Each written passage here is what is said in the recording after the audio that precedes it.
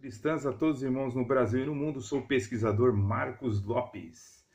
No dia de hoje, vamos aprender sobre o seguinte: é verdade que os pais da igreja, os primeiros pais da igreja, não ensinaram sobre a eleição?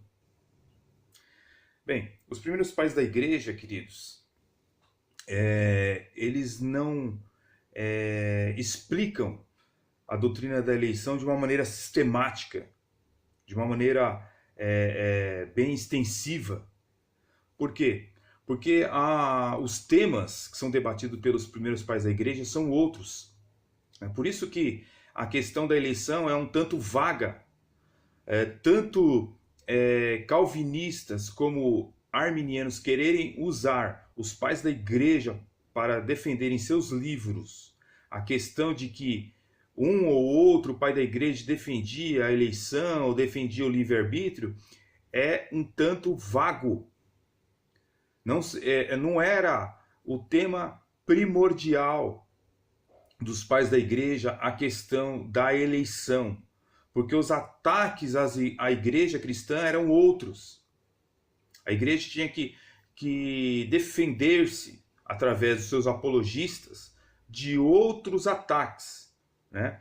Então, o fato é que nos primeiros 4 séculos, os pais da igreja não se debruçaram sobre o tema, né? Não fizeram doutrinas extensas tratando essa questão, pois os desafios eram de fato outros, ok? Isso não significa que a doutrina da eleição não seja bíblica. Eu quero frisar bastante isso, ok? Significa que os teólogos não tinham prioridades ligadas à soteriologia, ou praticamente à justificação pela fé, ok?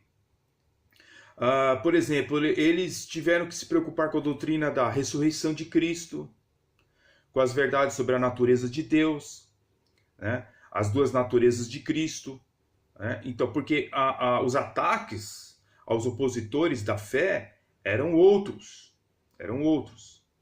Então eles tinham que se preocupar com calúnias contra o cristianismo. Os apologetas, eles tinham que lidar com outro tipo de apologética.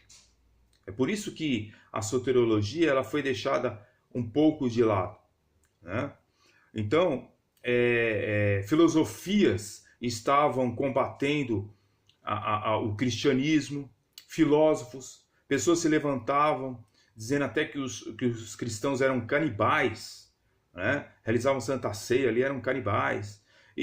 Então, tinha várias outras preocupações em que os pais da igreja tinham que defender a igreja.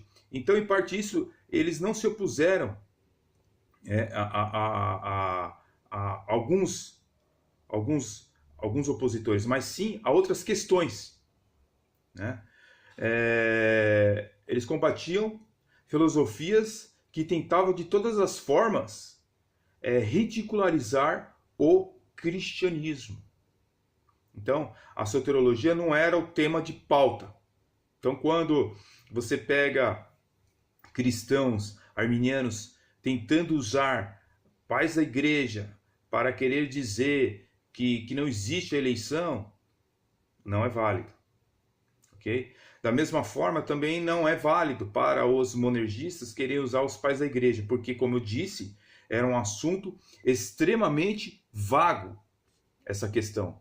Na verdade, vários deles, especialmente os pais do segundo século, por exemplo, eles realçavam uma soteriologia equivocada, com forte ênfase às obras e aos sacramentos. Então, na verdade, eles estavam equivocados em muitos pontos.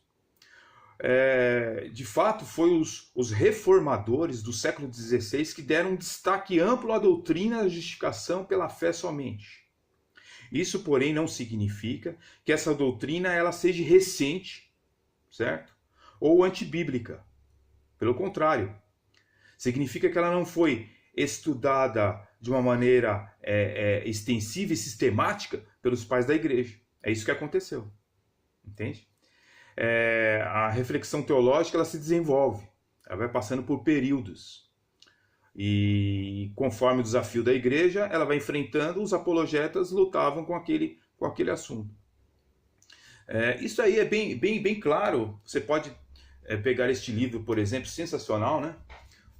Do céu, Cristo veio buscá-la, onde você tem aqui, por exemplo, na página 68, diz o seguinte: então, no próprio início da era patrística, os pais tiveram de lidar com o eliticismo de diversos grupos gnósticos, que os levou a enfatizar o universalismo do evangelho cristão e, compreensivelmente, a minimizar a particularidade da obra da cruz de Cristo.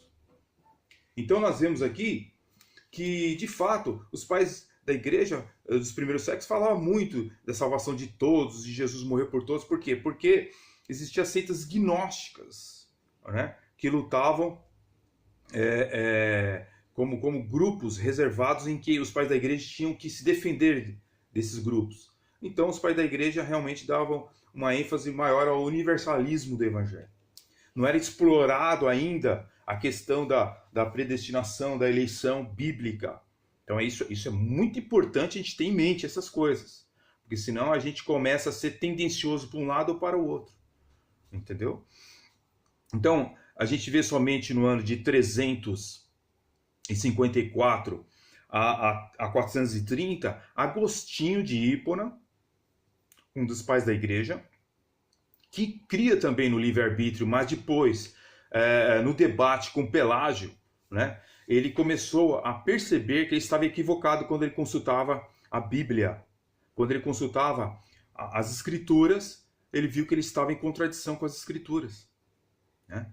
Então, concernente às doutrinas ligadas ao livre-arbítrio, à eleição, era diferente. Ele começou a perceber o que a Bíblia dizia sobre o assunto. Então ele começa a rebater o pelagianismo, né, que foi uma reflexão mais extensa dentro da igreja cristã. Então, Agostinho de Hipona, que foi um dos maiores teólogos cristãos, passou a analisar as doutrinas, né, ligadas à corrupção da vontade e à santa eleição de Deus e à necessidade da graça para que o homem possa crer. Então foi aí que foi mais explorado a questão dessas doutrinas que estavam nebulosas, né? Agostinho, ele começa agora a discorrer e a refutar Pelágio, ganhou de Pelágio, a igreja considerou o pelagianismo uma heresia, ok? E nós vemos aí, durante todos os séculos, um grande debate sobre a eleição, não sobre a eleição em si, mas sobre o livre-arbítrio, né?